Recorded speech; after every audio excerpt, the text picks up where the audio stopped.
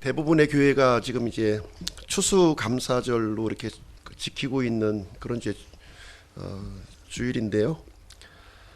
저희는 이제 추수감사절은 이제 지키지 않습니다.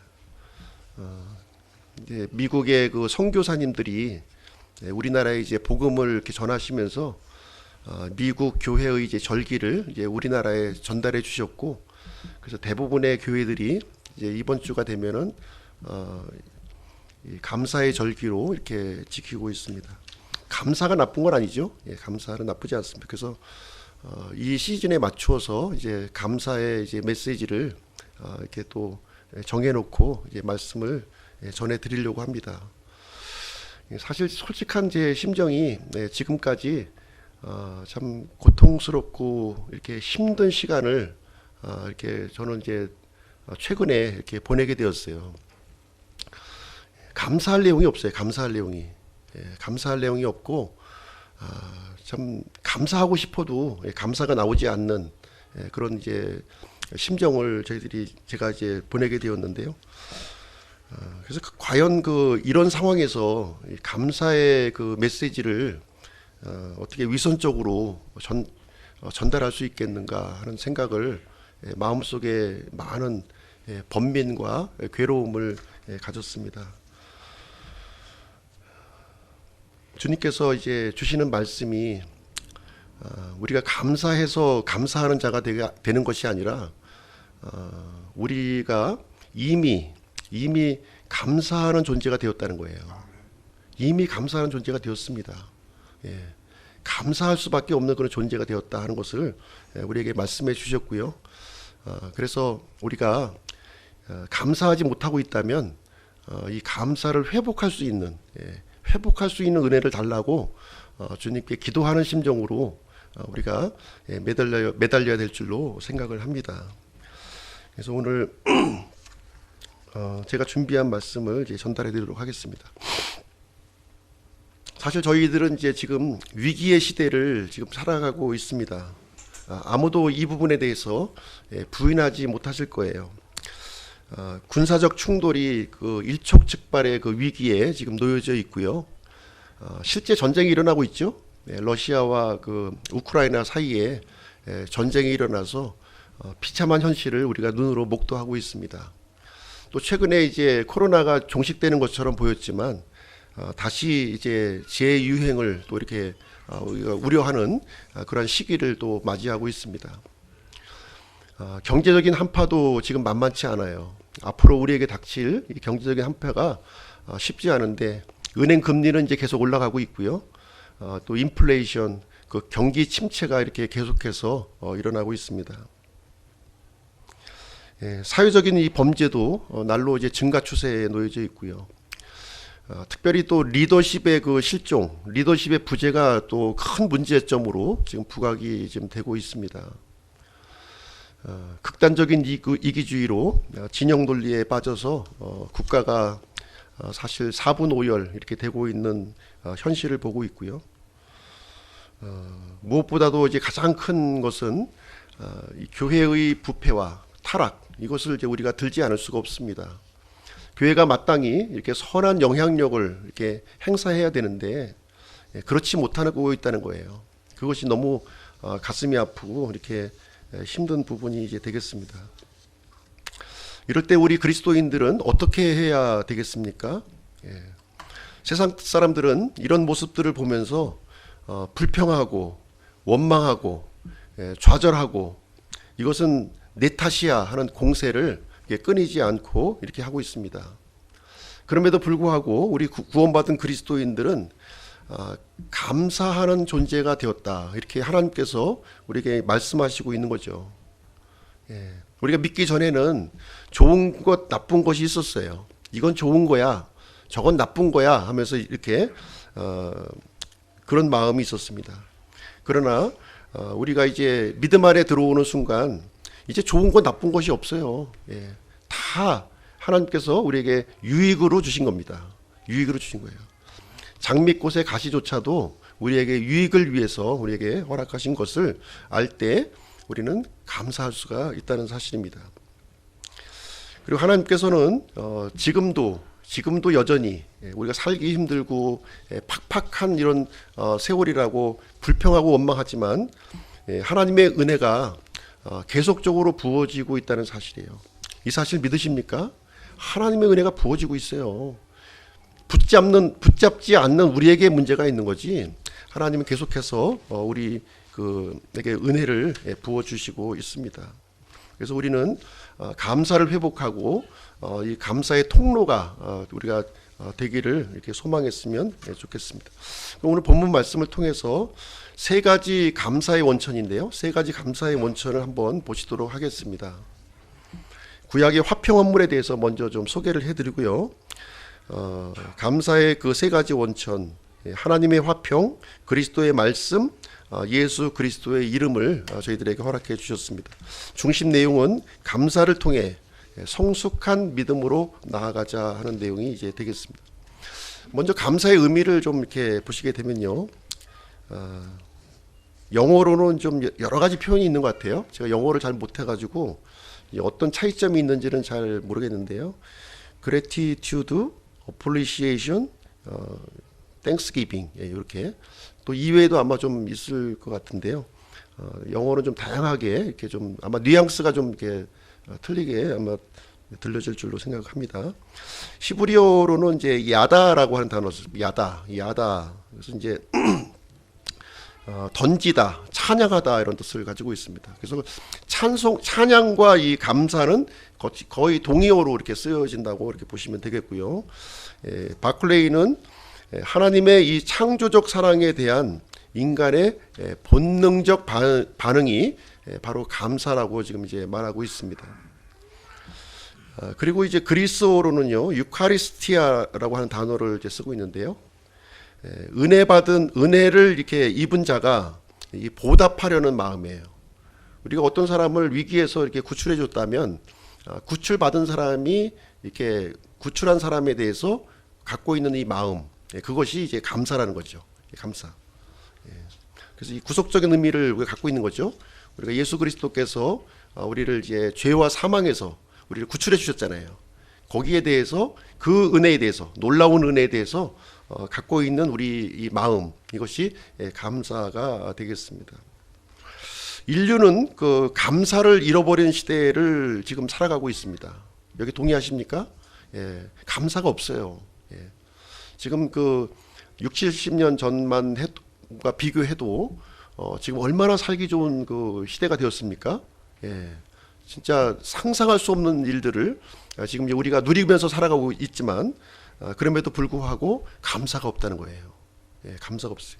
오히려 그때 없었던 당시, 아무것도 없었던 당시에는 굉장히 감사함이 우리가 지금보다는 상대적으로 많이 있었지 않나 하는 생각을 가져보게 됩니다.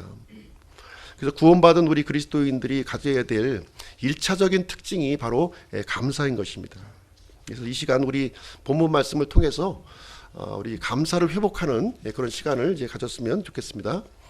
첫 번째 감사의 원천은 하나님의 화평이에요. 하나님의 화평. 15절 말씀 보시게 되면 전반부에 이렇게 기록이 되어 있습니다. 하나님의 화평이 너희 마음 속에서 다스리게 하라, 이렇게 말씀하고 있습니다. 이 화평이라고 하는 단어, 우리말로는 이제 다양하게 또 표현이 됩니다. 평강, 평화, 평안, 안녕, 뭐 이런 뜻을 이제 여러 가지 표현을 하고 있는데요. 전쟁과 갈등이 없는 이런 안전한 상태를 바로 이제 화평, 평화라고 우리가 부르고 있습니다. 이 화평이라고 하는 이 단어는요, 하나님의 성품이기도 하고요. 또 성령님의 열매 중에도 이 화평이 여기에 들어가 있습니다.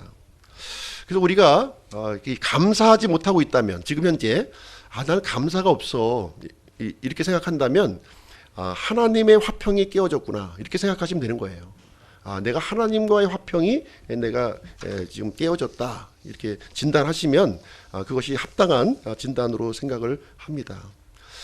실질적으로 하나님의 이 화평이 깨어져서 모든 인류의 문제가 이제 생겨났다고 성경은 우리에게 가르쳐주고 있는 것입니다. 그래서 여기 그 로마서 5장 12절 말씀인데요. 같이 한번 읽어보실게요. 시작. 그러므로 한 사람으로 말미암아 죄가 세상에 들어오고 죄로 말미암아 사망이 들어왔으며 이로써 사망이 모든 사람들에게 전달되었으니 이는 모든 사람이 죄를 지었기 때문이라. 그래서 이 한 사람은 여기서 이제 아담을 얘기하고 있는 거예요. 아담의 범죄를 통해서 이 세상에 죄가 들어오게 되었고 죽음이 오게 되었다, 이렇게 얘기해 주고 있는 거예요. 예. 아담의 범죄 때문에 하나님과의 화평이 깨어진 것이죠. 그 결과 죄가 들어왔고 온 세상, 온 인류를 사망으로 이렇게 지배를 받는 그런 상황이 이제 되어져 있습니다. 그래서 우리가 지금 이 순간에 이렇게 이 순간에도 많은 분들이 돌아가시고 있죠. 예, 그리고 또 병실에서 고통받는 분들도 계시고, 또 이런 이 저주스러운 재앙들, 수고와 고통, 이런 모든 것들이 바로 이제 죄 때문에 일어났다고 얘기해 주는 거예요. 죄. 원인이 죄인 거예요. 원인이. 그 죄라고 얘기해 주고 있고요. 그 죄 때문에 하나님과의 화평이 깨어졌고, 그 결과 우리 인류에게 여러 가지 고통스러운 이런 환경이 전개되었다, 이렇게 얘기해 주고 있는 것입니다. 그래서 여기 보시게 되면 평화라고 하는 것, 피스, 평화라고 하는 것은 하나님의 다스림 속에 있는 거예요. 하나님의 다스림 속에 들어갔을 때 우리는 화평을 우리가 누릴 수 있는 것이고요. 이 불화라고 하는 것은 하나님의 이 다스림에서 벗어났기 때문에 이런 모든 안 좋은 일들이 우리에게 일어났음을 알려주고 있습니다. 그래서 우리에게 죽음, 전쟁, 재해, 우상숭배, 그리고 범죄, 질병, 분열, 이런 모든 것들이 이 죄 때문에 일어난 거예요. 하나님과의 화평이 깨진 결과로 우리에게 주어진 그 현상이다, 이렇게 얘기하고 있습니다. 그러면 죄 문제를 해결하면 되는 거죠. 죄 문제, 하나님과 막혀 깨어져 버린 이 죄 문제를 이제 해결하면 이제 됩니다. 그래서 하나님의 회복 계획을 우리에게 좀 이제 제시해주고 있는데요. 이것을 구약 성경에서 우리에게 알려주고 있는 거예요. 구약 성경.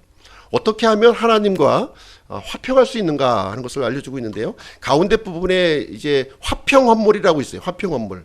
화평헌물을 이렇게 가운데에 두고 양쪽에 이제 네 개의 헌물이 이렇게 마주보고 있는 것을 우리는 발견할 것입니다. 그래서 하나님과의 이 화평, 장애물이 없는 그런 교제를 하기 위해서는요, 이 죄 문제가 해결되어야 된다 하는 것을 성경은 우리에게 알려주고 있는 거예요.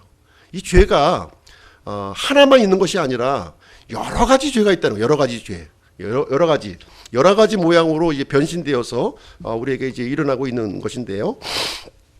그래서 이 화평헌물, 이 가운데 있는 이 화평헌물이 이제 바로 핵심적인 그런 내용이 되겠습니다. 궁극적으로 하나님은 화평하기를 원하시는 거예요. 불화하기를 원하지 않으세요. 불화를 통해서 이렇게 재앙을 받고 질병에 걸리고 죽는 거, 이런 거 하나님이 원하지 않으신다는 거예요. 마치 부모가 자녀가 이렇게 잘 되기를 원하는 마음, 그 마음이 바로 하나님의 마음인 거예요. 자녀가 악하게 되는 것을 전혀 원하지 않아요. 예. 그래서 이 화평헌물을 보시게 되면 이제 레위기를 보시게 되면 화평헌물에 대해서 소개를 해주고 있는데요. 이때는 이제 양이든 소든 여러 가지 제물을 드릴 수가 있었어요. 이것은 본인의 경제 상황에 맞추어서 이렇게 드릴 수가 있었던 거예요. 좀 경제력이 좋은 사람은 소를 드리고요.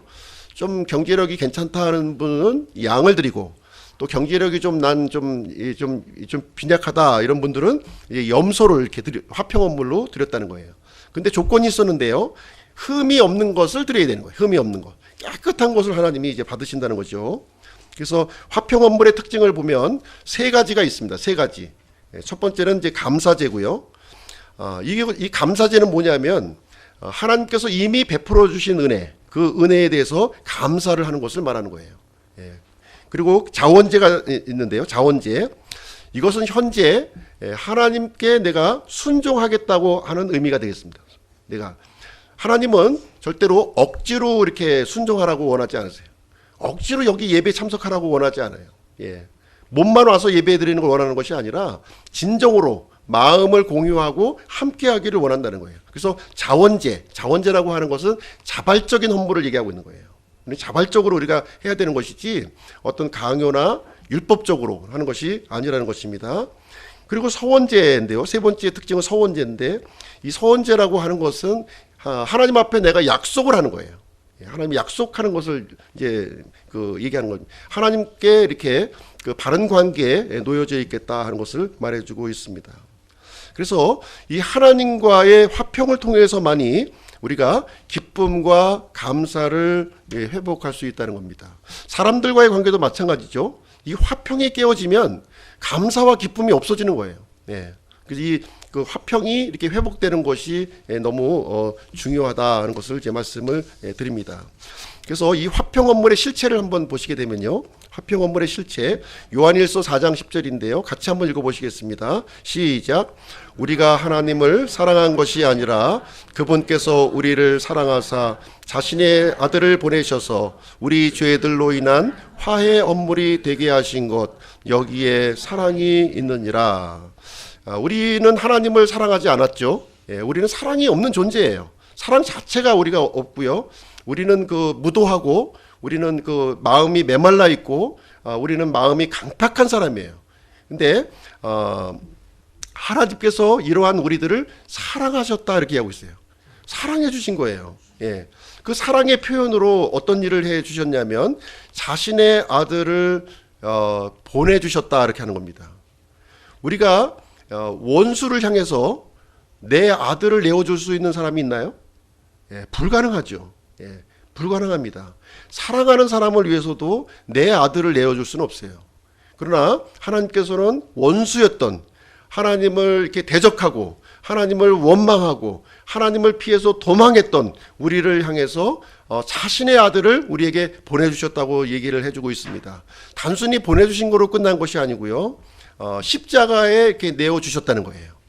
그 몸을 찢으시고요. 그 피를 흘리게 하여 주셨다는 겁니다. 그래서 그 아들에게 하나님의 화평을 깨트려 버렸던 그 죄를, 그 흉악한 죄를 다 얹어버리시고요. 얹어버리시고 거기 예수님을 통해서 속죄 사역을 완성했다 이렇게 우리에게 알려주고 있습니다. 바로 이것이 모든 인류를 향한 하나님의 사랑이라고 지금 하나님께서는 우리에게 말씀을 해 주시고 있는 것입니다. 그래서 하나님의 화평의 의미를 한번 보시게 되면요. 하나님의 화평은 하나님과의 화평이에요. 하나님과 우리 사이. 우리는 죄인이고 하나님은 거룩하신 분이시죠. 이 서로 함께 할 수 없는 이 두 존재, 이 두 존재가 화평을 이루는 것을 말해주고 있고요. 하나님께 속한 화평입니다. 하나님 안에서만 이제 발견될 수 있는 것이죠. 하나님께 속한 화평이고 하나님으로부터 오는 화평이에요. 이 화평은요, 사람들이 만들어내는 것이 아니라는 거예요. 사람들이 열심히 노력해서 이렇게 하나님과 화평을 구하는, 하나님의 노여움을 구하는 것이 아니라는 겁니다. 그것은 하나님으로부터 오는 거예요. 하나님으로부터. 그래서 이것을 영원한 화평, 완전한 화평, 초월적 화평이라고 우리에게 말해주고 있어요. 이것은 한번 주어지게 되면요, 더 이상 빼앗기지 않는다는 거예요. 변하지 않는 화평을 우리에게 주신다는 것입니다.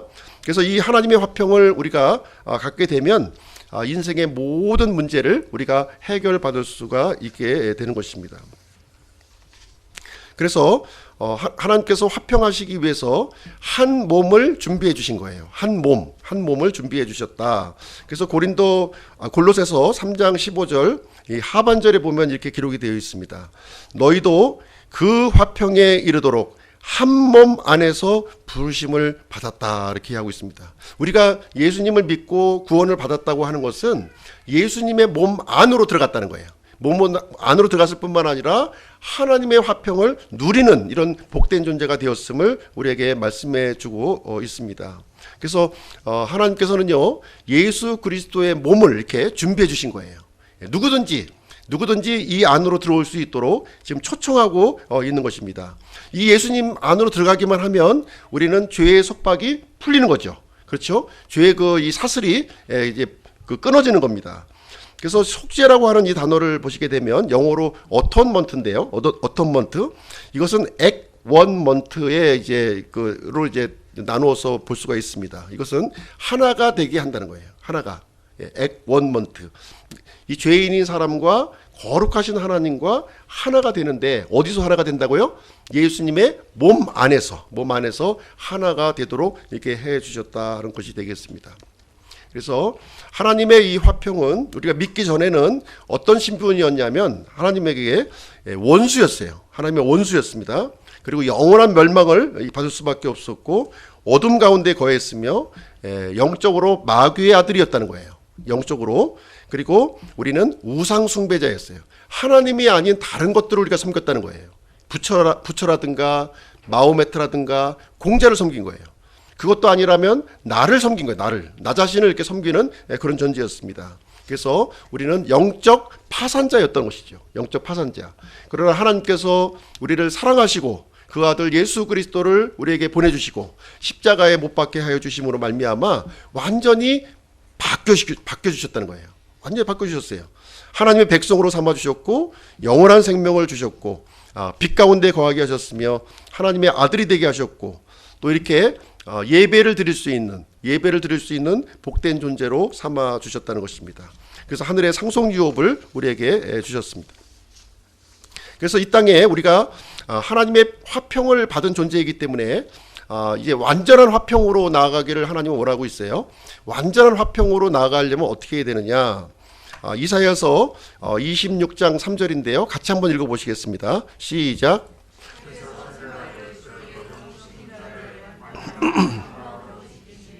이는 그가 주를 신뢰하기 때문이니이다. 여기 완전한 평강이 나오는데요. 완전한 평강으로 우리가 이제 나가기 위해서는 어떻게 해야 되느냐? 우리의 생각을 주님께 고정시키라는 거예요. 주님께 고정시킨다. 참 이것이 쉽지는 않죠. 먹고도 살아야 되고 여러 가지 또 우리가 주변에 그 해결해야 될 많은 문제점들이 있지 않습니까? 이런 것에 막 이렇게 매달리다 보면 주님께 이렇게 생각을 고정시키는 게 쉽지는 않은데요. 그러나 우리가 생각을 주께 고정시킨 자, 이 사람들에게는 완전한 평강으로 지켜주신다, 이렇게 약속을 해주신 거예요. 그래서 주님께 고정시킨다고 하는 것은 무엇을 의미하고 있냐면 예수님의 성품에 고정시키는 거예요. 예수님의 성품, 그리고 예수님의 이루신 그 사역에 우리가 생각을 고정하고요. 예수님이 가져주셨던 이 생각에 우리의 생각을 고정시키는 것입니다. 같은 마음을 품는 거예요. 같은 마음. 예수님과 그랬을 때 완전한 평강으로 우리를 지켜주신다, 이렇게 약속을 해주고 있습니다. 그래서 이 하나님께서 이루신 것, 이 하나님께서 이루신 이 하나님의 화평만이 우리 사람에게 감사를 할 수 있도록 만들어준다는 거예요. 감사를 하게 해줍니다. 그래서 우리가 하나님의 화평 속으로 이렇게 들어가기를 우리가 애써야 될 줄로 생각을 하고요. 그러기 위해서는 가장 큰 장애물이 죄 문제라는 거예요. 죄 문제. 우리가 죄에 머물고 있지 않은가, 이것을 늘 이게 생각하고 점검하고 이것을 제거해서 예수 그리스도의 그런 구속의 은혜로 우리가 들어가는 것입니다. 그렇게 됐을 때 하나님께서는 초월적인 능력을 우리에게 개입해 주셔서 우리의 문제들, 많은 문제점들을 해결해 나가시는 것을 우리가 경험할 수 있다는 거예요. 경험할 수가 있어요. 그렇지 않으면 경험을 하지 못해요. 우리가 예수 그리스도 안에 이렇게 들어가는 것이 하나님의 화평을 구하는 것이고, 이것이 우리에게 주어진 모든 문제점들이 이제 하나님의 손으로 해결된다, 이것을 이제 알려드렸음에도 불구하고 이것이 이루어지지 않는 이유는 뭡니까?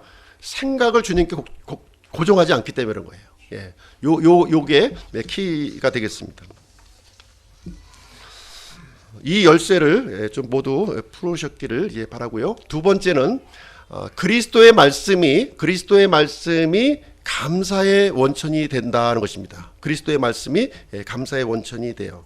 그래서 골로새서 3장 16절에 보시게 되면 그리스도의 말씀이 모든 지혜와 함께 너희 안에 풍성히 거하게 하여 시와 찬송가와 영적 노래로 서로 가르치고 훈계하며 너희 마음 속에서 은혜로 주께 노래하고. 이 감사의 원천이 그리스도의 말씀에 있다고 하는 사실이 너무나도 신비스럽기도 하고요. 또 우리에게는 너무 위안이 되기도 하는 그런 말씀이 되는 것이죠. 이 감사의 원천이 이게 멀리 있는 곳이 아니라는 거예요. 너무나도 우리에게 가까이 우리에게 있는 것이고요. 가까이 있음에도 불구하고 이 그리스도의 말씀을 풍성하게 하지 않기 때문에, 너무 이 결핍하게 하기 때문에 우리가 감사하지 못하게 되는 것입니다. 그리스도의 말씀을 붙잡으셔야 되는 거예요. 그리스도의 말씀을 붙잡기 위해서는 이렇게 우리가 여러 가지 우리가 해야 될 일이 있죠. 이렇게 예배당으로 오셔야 되는 거예요. 이렇게 예배당으로 오셔서 말씀을 들으셔야 되는 것이고요. 또 성경을 펴서 말씀을 읽으셔야 되는 것이고, 또 성경을 또 열어서 또 성경 공부를 하셔야 되는 것이고, 이 말씀이 과연 어떤 내용을 포함하고 있는가? 이 말씀이 이제 말씀 자체가 감사를 주는 게 아니에요. 이 말씀을 막 이렇게 화장실에 들어가서 막 씹어 먹는다고 해서 감사가 생기는 게 아니라요. 이 말씀의 내용을 이것을 마치 음식물을 먹듯이 내 것으로 소화시켰을 때 이것이 감사로 이렇게 나타난다 하는 것을 말씀해 주고 있습니다. 그래서 그리스도의 말씀을 통해서 이렇게 시와 찬송, 영적 노래, 가르침과 훈계, 또 은혜에 감사하는 일들이 여기서 이제 일어난다고 우리에게 이제 알려주시고 있습니다. 그래서 히브리어의 이 야다라고 하는 단어가 이 감사와 찬송이 같은 거라고 제가 말씀드렸잖아요. 이 감사의 또 특징이 바로 노래하는 거예요. 노래가 막 나는 거예요. 막 흥얼흥얼하면서 노래가 막 이렇게 우리 마음 속에서 일어나게 됩니다. 자, 이 세상에는 수많은 소리들이 있어요. 오늘 아침에도 듣고 오셨죠? 이 세상의 소리들. 여기 보시게 되면 뉴스인데요. 뉴스 앞글자를 보시게 되면 NEWS예요. 북쪽, 동쪽, 서쪽, 남쪽에서 들려오는 소리, 이것이 바로 뉴스입니다. 북쪽에서 들려오고, 남쪽에서 들려오고, 서쪽에서, 동쪽에서 이 들려오는 이 소리들, 이것이 바로 세상 소리고요. 이것이 뉴스인 거예요. 뉴스거리가 되는 거예요. 뉴스거리. 그래서 각종 매체를 통해서 이렇게 세상의 정보들을 우리가 이제 접하게 됩니다. 근데 여기 이 소리에는 평강이 있습니까? 없습니까? 평강이 없어요. 감사가 없습니다. 감사가. 감사할 일이 없어요. 그래서 우리는 이 소리에 집중하시면 안 되는 거예요. 이 세상의 소리에 집중하면 마음이 강팍해지고 감사할 일이 없어지는 거예요. 마음의 평강이 깨져. 두려움과 우울과 이런 낙담이 우리를 지배하게 됩니다. 우리는 무엇에 집중해야 되는 거예요? 그리스도의 말씀에 집중해야 되는 거예요. 그리스도의 말씀에. 그때 우리는 기쁨을 얻을 수가 있고 노래가 나오게 되고 우리는 감사할 수 있다는 것을 우리에게 말씀해 주고 있습니다. 여기 이제 하나님의 말씀이 임하는 장소를 좀 여기서 이제 소개하고 있는데요. 누가복음 3장 2절 말씀을 보시게 되면 이 침례 요한에 대한 이야기죠. 침례 요한의 이야기. 안나스와 가야바가 대제사장으로 있을 때에 하나님의 말씀이 광야에서 사가랴의 아들 요한에게 임하니라, 이렇게 기록이 되어 있습니다. 여기에 보니까 하나님의 말씀이 임하는데요. 하나님의 말씀이 임하는데 로마 황제에게 임하지 않았어요. 이 말씀이. 그리고 유대 총독에게도 임하지 않았습니다. 헤롯의 왕궁에도 임하지 않았어요. 그리고 당시 이 안나스와 가야바 이 사람들에게도 임하지 않았어요. 이 하나님의 말씀이 어디에 임했습니까? 광야에 임했다는 거예요. 광야. 하나님의 말씀이 풀 한 폭이 나지 않는 그 광야에 임했다, 지금 이렇게 말해주고 있는 것이죠. 이 광야는 과연 어떤 장소인가? 광야에서는 뉴스를 듣지 못하겠죠? 인터넷이 터지지 않을 거예요. 그래서 유튜브를 볼 수가 없어요. 여기서는 핸드폰도 열리지 않습니다. 광야는 바로 세상의 소리와 이 차단된 그런 장소를 얘기해주고 있습니다. 성경에 보시면 이 광야를 어떻게 표현하고 있냐면 메마르고 거친 땅으로 표시를 하고 있습니다. 반면에 이 광야는 영적인 유익을 주는 장소인 거예요. 이 광야는 메마르고 거칠지만 영적인 유익을 주는 장소가 바로 광야라고 지금 우리에게 얘기해주고 있는 거예요. 광야. 그렇죠? 시험과 고난의 장소가 바로 광야입니다. 믿음의 조상이었던 아브라함과 이삭과 야곱이 야곱이 머물렀던 장소가 바로 광야인 거예요. 그렇죠? 예. 그다음에 이스라엘 백성들이 40년 동안 광야를 또 이렇게 걸었죠. 광야를 걸었습니다. 그다음에 다윗이 그 사울로부터 이렇게 쫓김을 당했을 때 광야에 이렇게 머물렀었던 거예요. 그다음에 엘리야도 저를 죽여주세요 이렇게 했을 때, 로뎀 나무 밑에서 저를 죽여주세요 이렇게 했을 때도 그 장소가 바로 광야였습니다. 광야. 그리고 침례 요한이 있는 이 장소, 여기도 바로 광야가 되겠습니다. 그렇죠? 예. 그리고 예수님께서도 40일 동안 시험을 받으셨는데 어디서 받으셨나요? 예, 광야에서 받으신 거예요. 광야. 사도 바울도 예수님을 믿고 나서 이제 3년 동안 아라비아 광야에서 이렇게 머물렀던 모습을 우리에게 보여주고 있습니다. 그래서 광야의 의미를 보시게 되면요, 히브리어로 미드바르예요. 미드바르. 이 미드바르라고 하는 것은 이제 민수기의 제목입니다. 히브리 성경 민수기의 제목이에요. 이 뜻은 그곳에서 말씀하시다, 이런 뜻이 되겠습니다. 그곳에서 말씀하시다. 예. 밑과 다바르의 합성어예요. 그곳에서 말씀하시다. 예. 그래서 이 광야는 하나님의 말씀이 임하는 그런 장소가 되겠습니다. 세상의 조리와는 차단되었고요, 하나님과 1대1로 만날 수 있는 그런 장소가 되겠습니다. 그래서 많은 믿음의 그 사람들을 보시게 되면 이렇게 광야의 시간을 이렇게 보낸 것을 우리는 볼 수가 있는 거예요. 이 광야의 시간을 통해서 하나님과 이렇게 독대하는 시간이 있었고, 하나님의 음성을 듣는 순간, 그런 순간이 있었고요, 세상의 모든 것들로부터 이렇게 그 차단이 되고 포기하는 그 시간이 주어졌던 것을 우리는 이제 볼 수가 있는 것입니다. 그래서 하나님의 사람들은 반드시 통과해야 될 장소가 바로 광야인 거예요. 광야를 통해서 하나님의 말씀을 직접 나에게 주시는 말씀으로 받아들였을 때 그 말씀이 힘이 있고 권능 있는 말씀으로 세상에 선포가 되는 것입니다.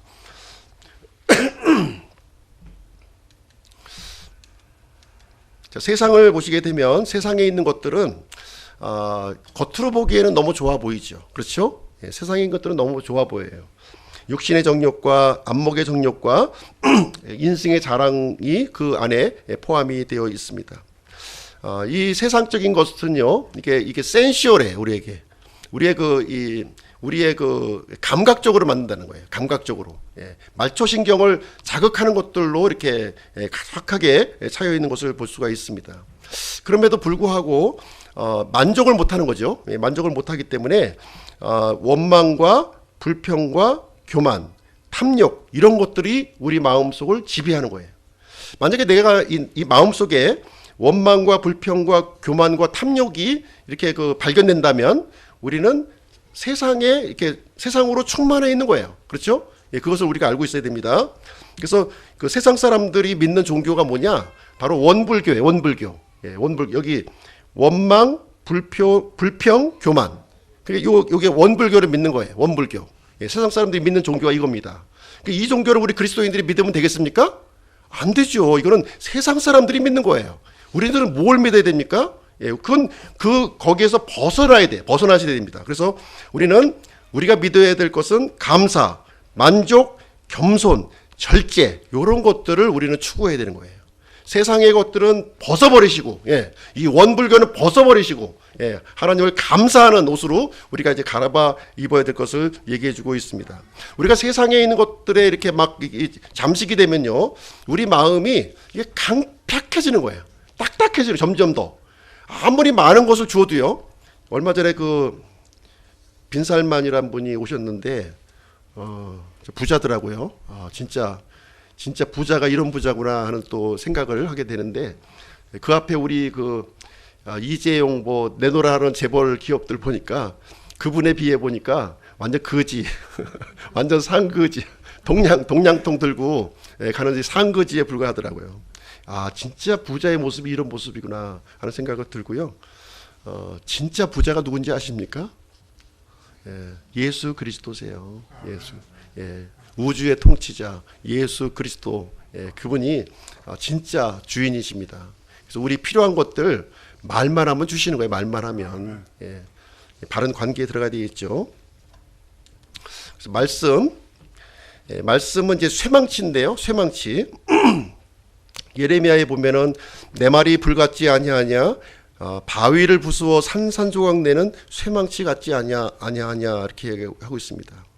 하나님의 말씀에 의해서 진짜 부서져야 될 것이 있어요. 제일 먼저 부서져야 될 것이 바로 자아입니다. 하나님 말씀 이제 우리가 대하면서 자아가 부서지지 않은 상태에서 하나님의 말씀을 읽으면 교만하게 되는 거예요. 교만하게.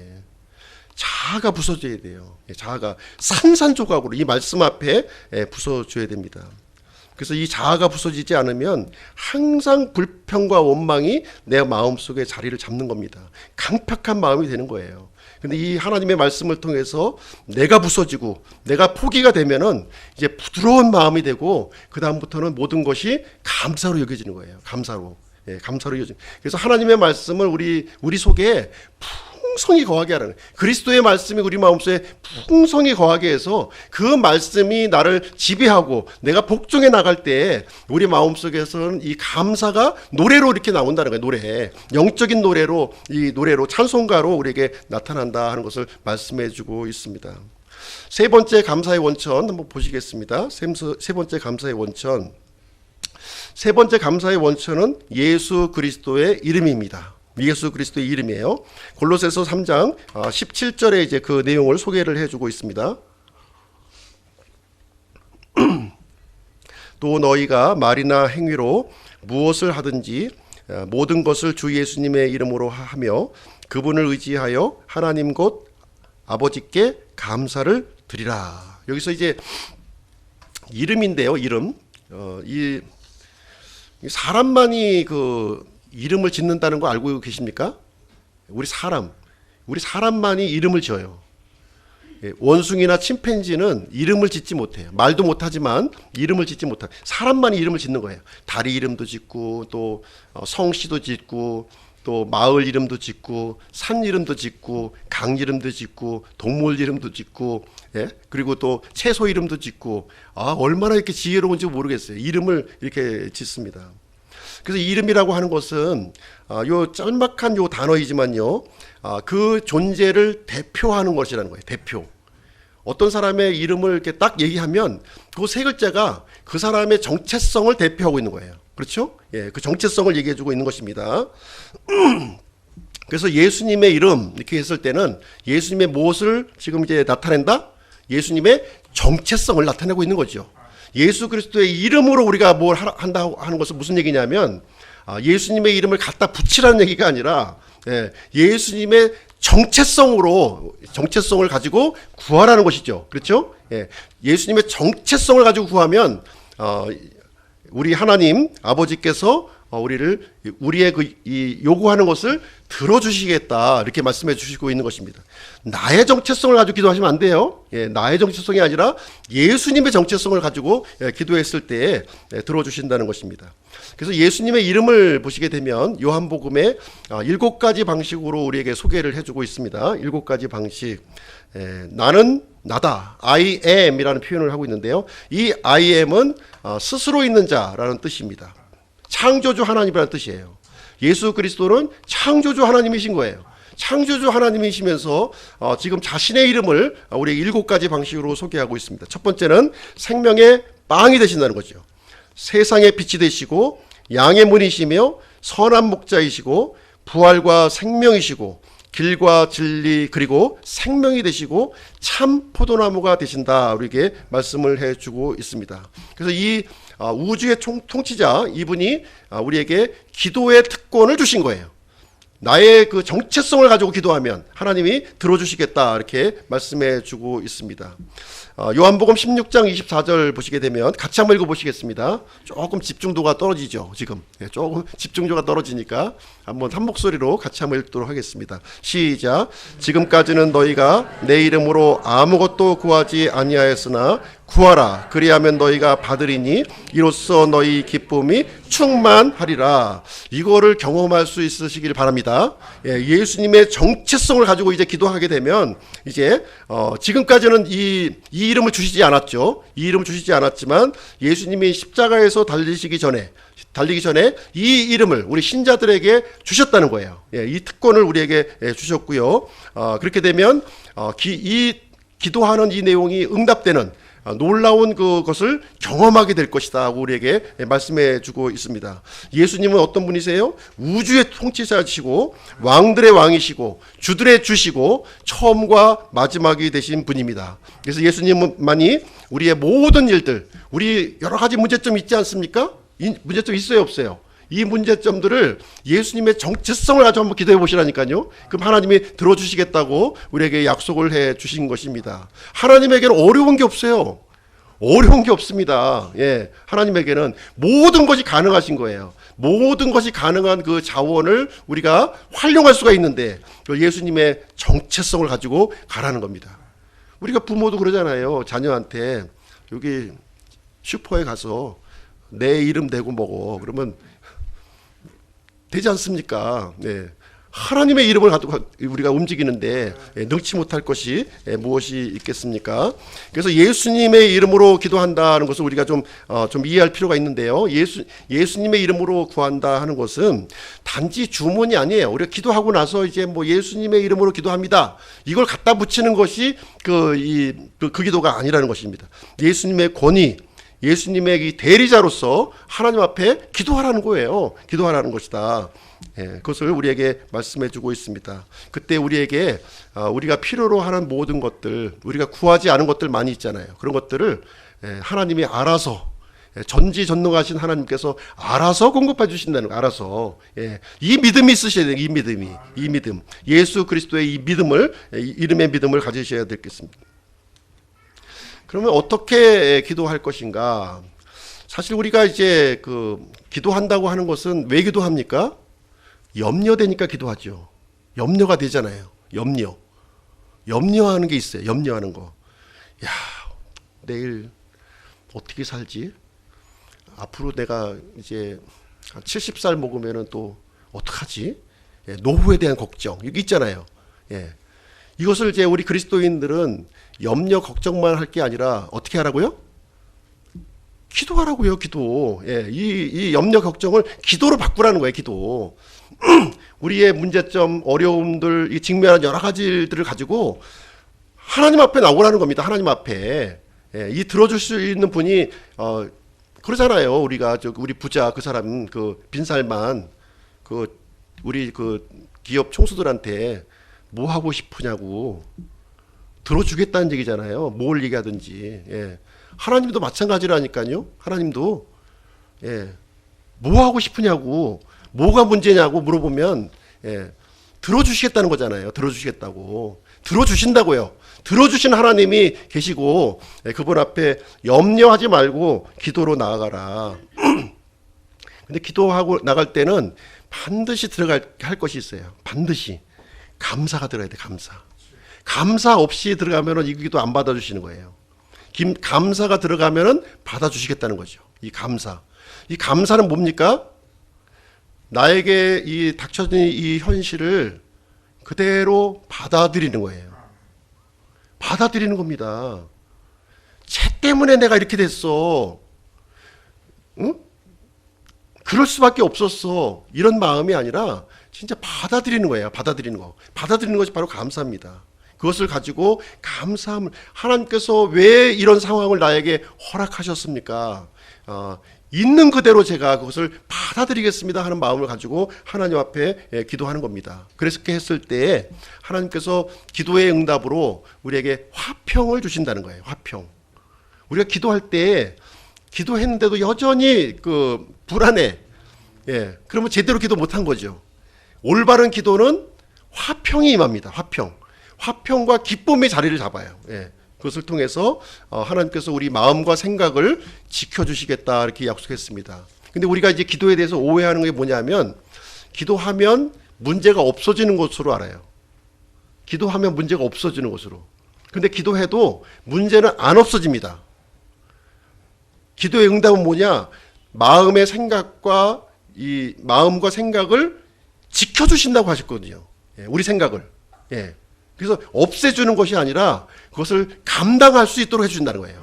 뛰어넘을 수 있게 해주시는 거예요. 나에게 닥쳐진 이 어려움들, 이 고난스러운 이 현상들, 이해할 수 없는 일들을 우리가 기도와 감사로 나아갈 때 그것을 감당할 수 있는 그 힘을, 마음을 우리에게 허락해 주신다 하는 것을 말씀해 주고 있습니다. 그래서 예수님의 우리가 건강한 믿음을 한번 보시면요. 건강한 믿음은 내가 이제 건강한 믿음을 갖고 있잖아요. 건강한 믿음의 그 특징이에요. 이것은 모든 일에 감사를 하는 거예요. 모든 일에 감사가 막 나타나는 거예요. 창조 세계에 대해서도 감사가 일어나고, 지나가는 꽃들도 이렇게 보니까 참 너무 감사한 거예요. 그 꽃이. 또 이 들판에 벼들을 바라보니까 또 너무 감사한 거야. 이 낙엽을 보고도 막 감사하는 하나님의 이 창조 세계를 보면서 막 감사하는 마음이 나를 지배하는 거예요. 건강한 믿음이에요. 그분은 건강한 믿음입니다. 이 아름다운 단풍을 보고도 냉랭하고 아무 반응이 없으면 건강하지 않은 거예요. 그분은. 구원의 은혜에 대해서도 감사하고 일상의 삶에 대해서도 감사한다는 거예요.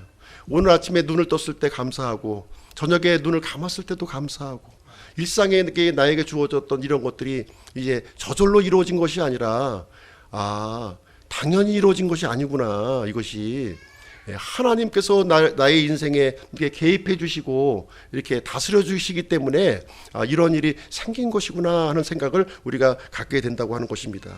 그래서 하나님의 주권에 대해서도 기꺼이 감사하는 일이 우리에게 이제 일어나게 되는 것입니다. 반면에 이제 병든 믿음은 뭐냐? 병든 믿음의 특징은 이제 불평과 원망이에요. 불평과 원망. 그래서 잘 되면 좋아해. 잘 되면 복권 당첨하면은 막 좋아가지고 막 이렇게 막 귀에 막 걸려. 근데 실패하면 낙담하고 좌절하는 거예요. 그러니까 우리 인생은 좋았다 싫었다 하다가 이제 무덤에 가는 거예요. 무덤에. 그것이 이제 이 병든 믿음이라는 거예요. 병든 믿음. 불평하고 원망하고 반응하는 거예요. 계속 책임 전가하고 잘 되면 내 탓, 못되면 조상 탓, 남 탓, 이렇게 환경 탓 이렇게 하는 거죠. 그리고 다른 사람이 이렇게 도와줘도 그거는 당연한 거예요. 당연한 거. 당연한 거예요. 당연한 거 없습니다. 이 세상에. 다 누군가의 수고와 이 대가가 지불되면서 우리가 혜택을 누리는 것이지 당연한 거 전혀 없어요. 지하철 내가 만들어가지고 탄다고 생각해 보세요. 언제 타겠습니까? 수만 년 지나야 탈지 말지예요. 내 힘으로 하려고 그러면. 다 다른 사람의 도움으로 우리가 타는 거 아니겠습니까? 최소한의 경비 지불해가지고 우리가 사용하고 있는 겁니다. 그래서 이 병든 믿음은요, 모든 일들을 우연으로 받아들여요. 재수 없어서 어쩌다가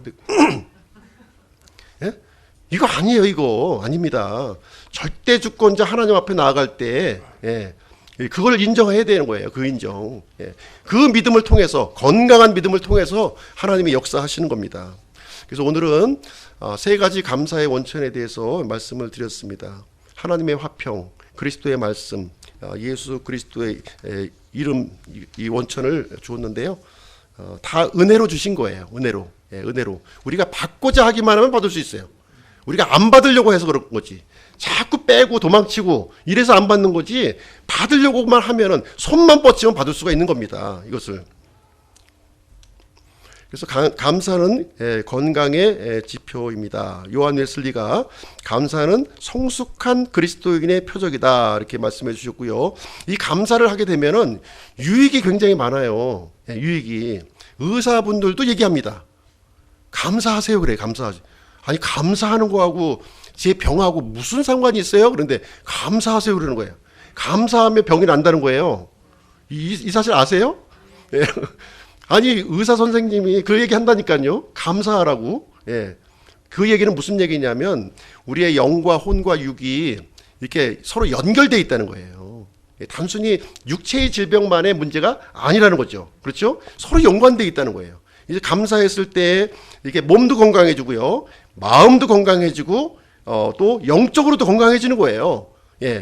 근데 이 감사하지 않고 계속 불만하고 불평하면은 다 멍드는 거죠. 영도 병들고, 마음도 병들고, 몸도 병들고, 그렇게 사시겠습니까? 아니면 건강하게 사시겠습니까? 건강하게 살아야죠. 그래서 감사는 촉진제예요. 촉진제를 계속 이제 우리가 스스로 이제 놔줘야 되는 것이고요. 계속 연습하셔야 됩니다. 감사를. 그래서 하나님의 화평의 다스림 속으로 우리가 들어가시고요. 그리스도의 말씀으로 풍성하게 하고 예수 그리스도의 이름으로 기도하러 나갈 때 하나님께서 우리를 감사하게 할 수 있는 해주신다는 겁니다. 자, 결론을 내리도록 하겠습니다. 아마 너무 길어서 감사하지 못하는 분이 아마 계실 수도 있을 텐데 끝났습니다. 끝났어요. 끝이 있습니다. 항상. 감사의 종류를 보시면 가장 큰 감사가 십자가의 사랑이에요. 이 십자가의 사랑을 경험하신 분은 감사하지 않을 수가 없어요. 불평하다가도 다시 감사로 돌아가. 왜? 너무 크니까. 원초적인 감사예요. 또 일상 속에서의 감사가 있습니다. 하나님께서 은혜를 계속 부어주시고 있기 때문에 내가 호흡하고 있고 눈으로 보고 있고 귀로 듣고 있는 거예요. 귀로 듣고 저절로 들리는 게 아니라니까요. 한번 메커니즘을 한번 생각해 보세요. 이 귀가 들리는 절차를 한번 굉장히 복잡해요. 그걸 듣고 있다는 게 기적입니다. 기적. 역설적인 감사가 있습니다. 역설적인 우리에게 주어지는 이 좋지 않은 것들이 있어요.